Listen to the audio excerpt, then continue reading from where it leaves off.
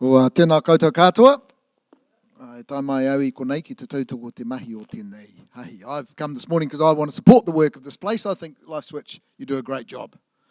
Some of you, I have told the story before. I grew up in Stokes Valley and my house was literally over the hill from this place in the 60s. And me and my schoolmates would come over here and it was kind of, I don't know what it was, but it was kind of empty. And there were all sorts of stories and rumours you tell each other at Tui Glen Primary about the place. That they're all crazy people wandering around here and mass murderers, and we'd, sneak over the hill, come down here and always run all the way home. And I'm going to run all the way home after today as well, because my sister's moving house. And any of you got a sister, I don't need to say any more. So I've got to go and help my sister move after this. But it was interesting coming back. Hey, it's good to be here this morning. I've already spoken once. So the poor band and others who have heard me, you're free to pull out a book or Facebook or something, because it was going to be even more boring than it was last time. And the three things they say you should never discuss, if you want to stay friendly with people, religion, politics and money. So I figured we'd go for all three, The other statement I use is a bit of a kind of almost a personal kind of mantra I try to use in my life is, I don't know who said this, is for every complex issue, there's a very clear, simple and straightforward answer that is always wrong. And one of the issues we have, I think, in the Western world is we're all looking for simple answers to everything. This will fix it, this will fix it, this will fix it, this will fix it. And that's almost never true. It may be part of the answer, but we turn the little bit into the whole and it usually causes problems. With that said, I'm going to give some simple answers today. So, let me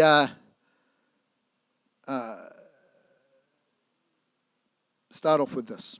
There are three kind of points like all good ministers have. The first one is we're in obviously a new government since the election last October. And regardless of whether you think that's a good thing or bad thing, it doesn't matter who the government is. Everyone talks about the economy, isn't that right? It's always about the economy. This will make our economy stronger, or this will make our economy stronger if we do less of this or more of that. We've got to fire these people, hire these people. It goes on and on, all about the economy. And when they talk about the economy, they're primarily talking about the cash economy in some way, aren't we? The ability to own, to possess, to save, that type of stuff. Well, the Bible talks about economy. In fact, the word economy comes from a Greek word called ekonomos. And ekonomos is mentioned in the scriptures. In fact, most of the time in the Bible where you see the word stewardship, where we are called to be God's stewards, or there's illustrations where Jesus gives in the parables of stewards, where the ruler goes away or the master goes away and gives stewardships to his people, it's about the ekonomos. And so it's important we understand what that means from a biblical perspective. And the biblical word for ekonomos is everything that God has created. Everything.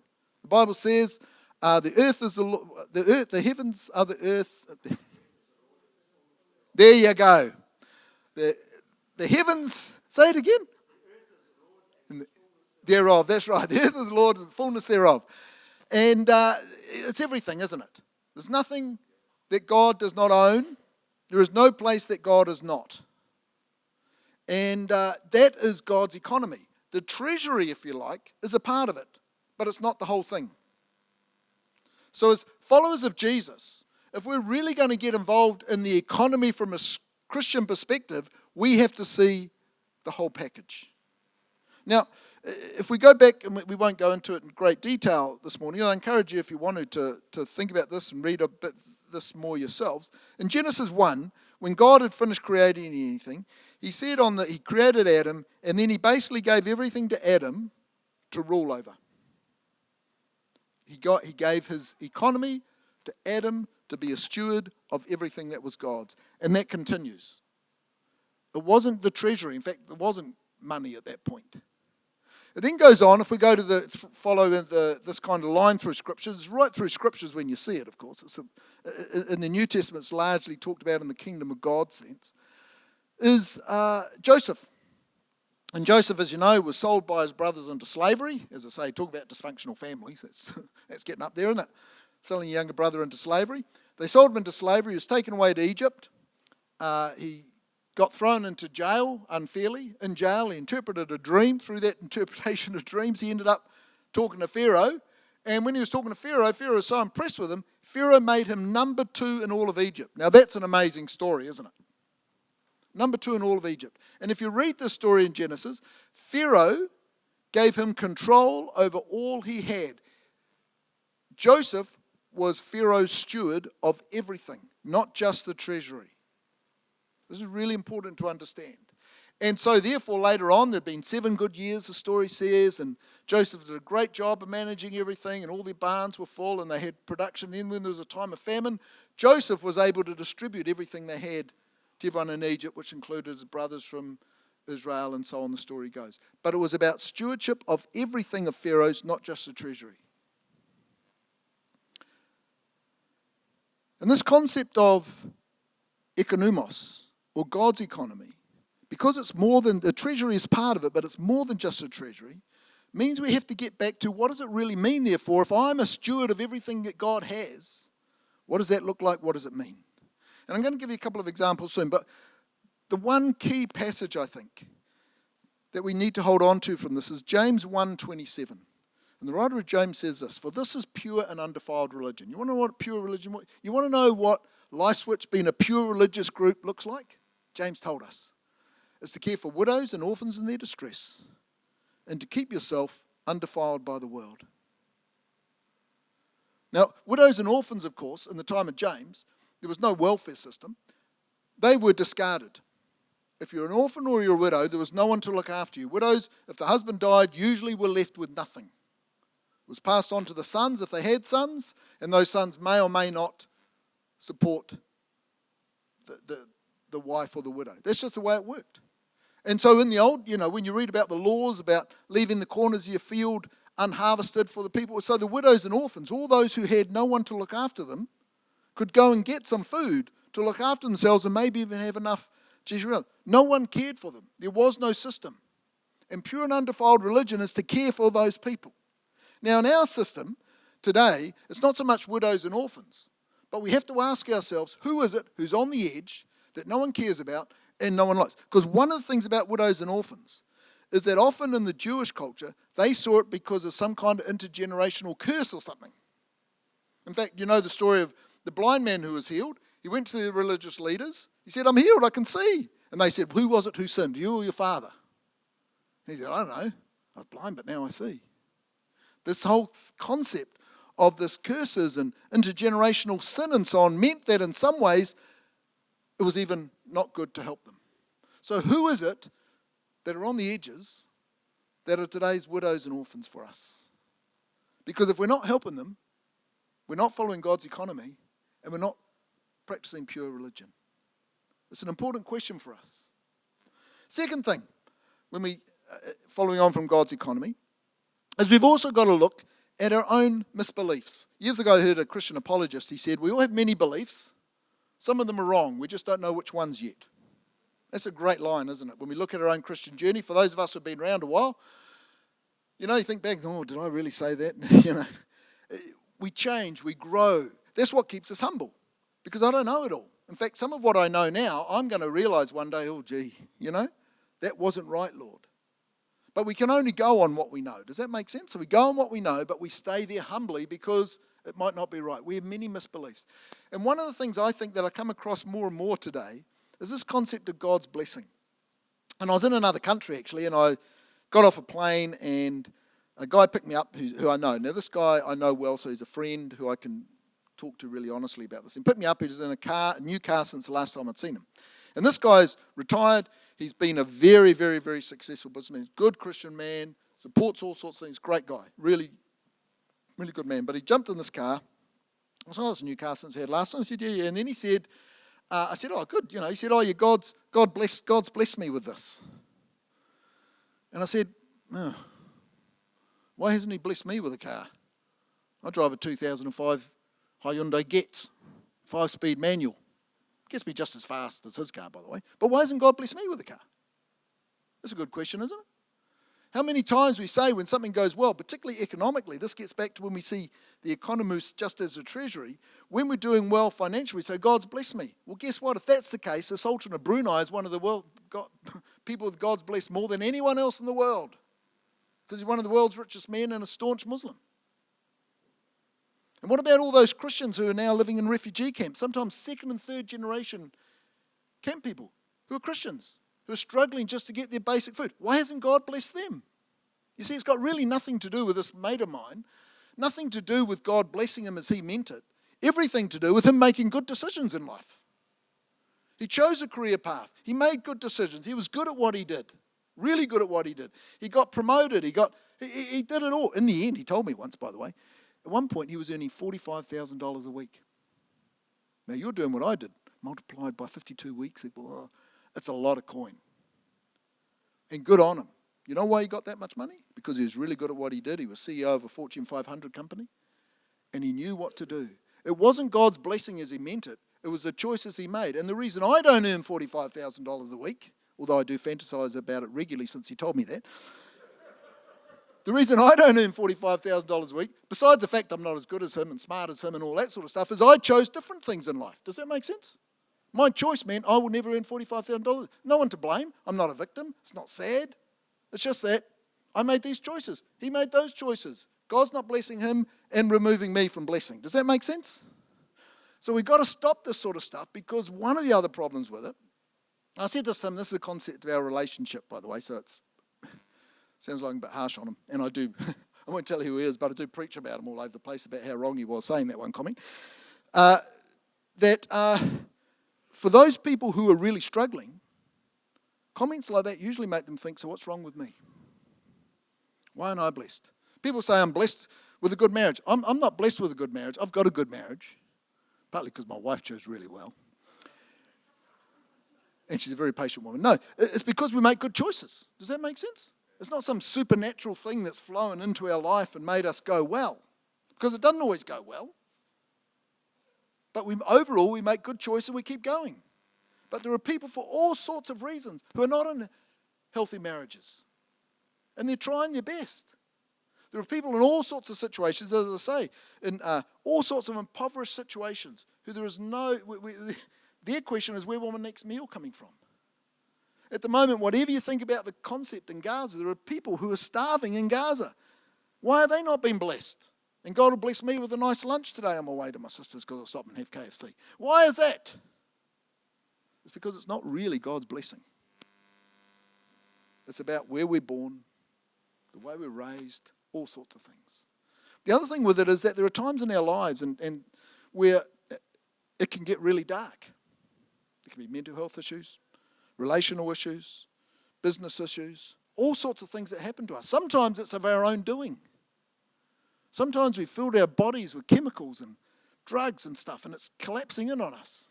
Sometimes we made all sorts of bad choices, it's collapsing in on us. Sometimes it's got very little to do with us and things to do with our context or our mental health, and it's just collapsing in, and it's dark and it's despairing. And we're praying and we think, God, make it right. And so often he doesn't as we expect him to do, because our misbelief is we should all be blessed and be doing well. We've got to get our belief right. The belief right is that no matter where we are, no matter what we're like, no matter whether we're on top of a mountain seeing beautiful vistas or at the bottom of a dark, dark cave, he is with us. And as the old church leaders used to say, he is enough. He is enough. So the second thing is we've got to get some of our thinking right. And the third thing is to follow on from this, is therefore we have to do and think right. Now, the question is, how do we live as Christians? Mother Teresa made the statement, she was asked once, what's the great thing you want to be known for? And she said, there is no great thing. Just lots of little things done with a lot of love. And the mark of, I believe, our lives as followers of Jesus is there may be some big things along the way. But regardless of those, all of us are meant to be involved in the little things every day. And those little things are in many ways more important than the big things. Let me read you this. We all know this if you've been around a while. From Galatians. The fruit of the Spirit. And the fruit of the Spirit are the things that are observable. That's the idea of them being called fruit, right? They're the things you should see in a person's life. And it says here they are, them, love. Love is not a feeling. It's not like, sometimes I love my kids, sometimes they're just expensive, right? It's not just that nice feeling. That's nice, but that comes and goes. Love is always in action. Love joy, peace, patience. Man, patience is a hard one, eh?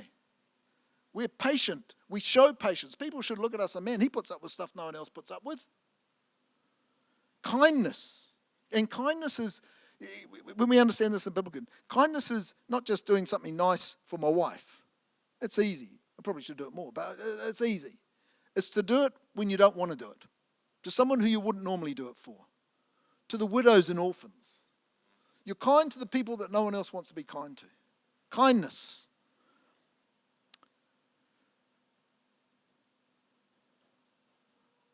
Goodness, faithfulness, gentleness, self-control. These are things that should be observable in our life because these observable actions show the fruit of the Spirit and that God is in us. That's what we can all do every day of our lives.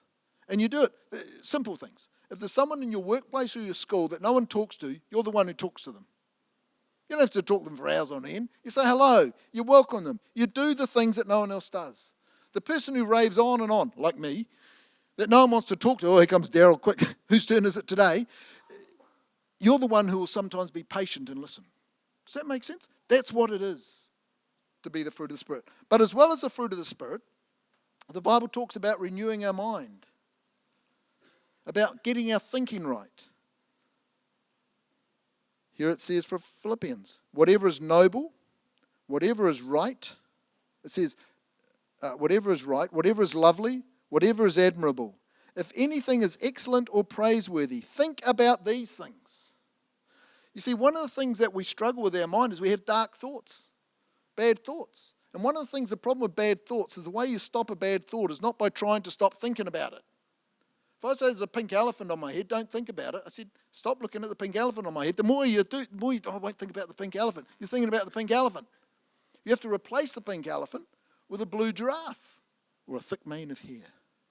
Whatever it is, you replace it. And this is what the Bible was talking about this before modern psychology caught up with it. That we replace our thinking with good thinking, good things, noble things, pure things, holy things, admirable things. And there's lots of things. It doesn't just mean, by the way, focus on the Bible. That's good. Focus on the Bible is all good. But there's lots of good, noble things out there. There's lots of good, admirable things out there. And if you can't think of them, you've got to start doing your homework and having a few admirable, noble, pure, lovely, holy things to think about. Because they're the things that change our mind. We're beginning to act out the fruit of the Spirit. And in doing so, not only are we becoming the people of God, we ourselves are being sanctified as we practice God's economos in changing the world around us. We're becoming the people of God. And what happens when we do all this? Well, the result is, let me read this from Philippians 2. This is Paul. Now, when you talk about Paul in the New Testament, I think as Christians go, he was one of the good ones, right? Much better than me, for the record. He got it right. He wrote about half the New Testament. The dude understood a lot of things. This is what he says. In fact, let me read just, before I read this, I'm going to read something else that Paul wrote. Because we've got to get this in context to fully understand, particularly with this blessing thing I said earlier. This is Paul. He's showing off now. He's going to see his boast. 2 Corinthians chapter 11. I am more. I've worked much harder, been in prison more frequently, been flogged more severely, been exposed to death again and again. 5 times I received from the Jews the 40 lashes minus 1. 3 times I was beaten with rods. Once I was stoned. As a young person once said to me, if I went through that, I'd be stoned all the time as well. He, of course, met with rocks. 3 times I was shipwrecked. I spent a night and a day in the open sea. I've constantly been on the move. I've been in danger from rivers, in danger from bandits, in danger from my own countrymen, in danger from Gentiles, in danger in the city, in danger in the country, in danger at sea, and in danger from false brothers. I have laboured and toiled and have often gone without sleep. I've known hunger and thirst and have often gone without food. I've been cold and naked. Besides everything else, I daily face the pressure of my concern for all the churches. When they are weak, I feel weak. When they're led into sin, I unwillingly burn. If I must boast, I will boast of these things that show my weakness. Now get that context. That's pretty heavy-duty stuff, right? And then we go across to Philippians.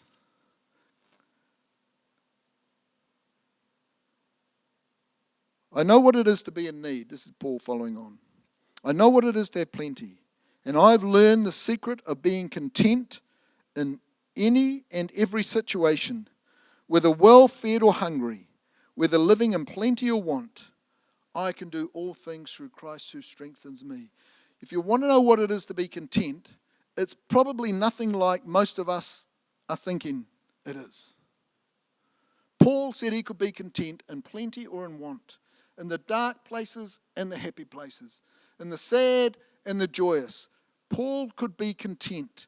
He also said the love of God passes all understanding. The peace of God passes all understanding, he said.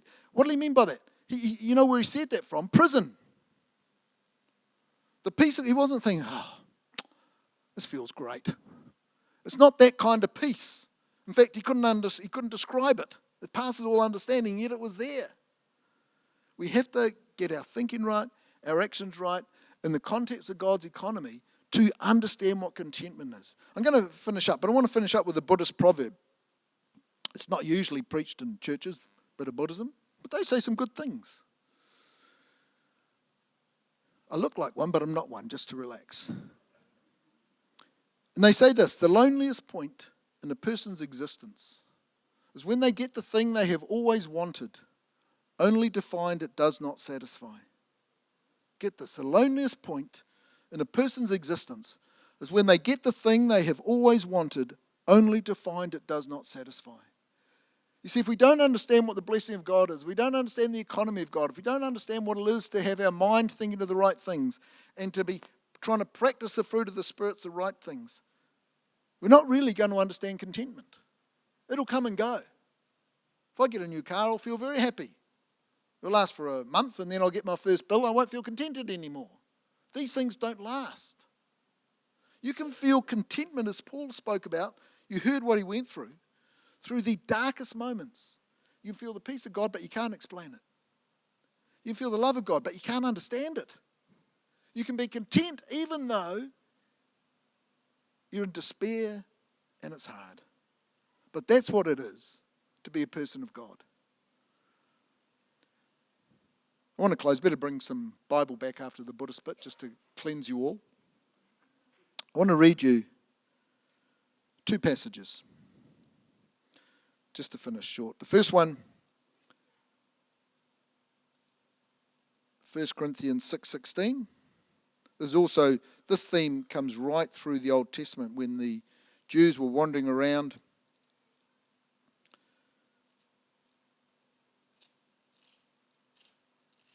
The desert and so on, and it's repeated here. 1 Corinthians 6:16. 2 Corinthians 6:16. Talk amongst yourselves for a moment. Here it is, 2 Corinthians 6:16. Thank you. And God has said, I will live with them and walk among them. I will be their God and they will be my people. This was the picture from the Old Testament when the Jews, people were wandering around nomadic. It was God was saying, I will bring my tent and I will put my tent amongst your tents. And I will be your God. And you'll be. He isn't saying, I'll put my tent amongst your tents and you'll all have huge mansions. Your lives will continue as they are, but I am with you. What a great picture. And finally, from Psalm 27. And this is the prayer of David when he was in a really dark place. He was fearing for his life. You know, a lot of the Psalms they're very interesting when you read them. He was fearing for his life. He was surrounded by enemies. He thought they were going to win. This was his prayer, and this will be our reality. One thing I ask of the Lord, this is what I seek, that I may dwell in the house of the Lord all the days of my life, to gaze upon the beauty of the Lord and to seek him in his temple. My prayer for us all is that we will all learn to dwell in the house of the Lord, realizing his house is amongst us. When it's going well, we'll say, Lord, thank you. When it's going dark, we'll say, Lord, you're here as well. And we will be the people of the God. Nō reira mā te atua koutou e manaaki e te aki. May God guide you all and bless you all, both now and forever. Amen.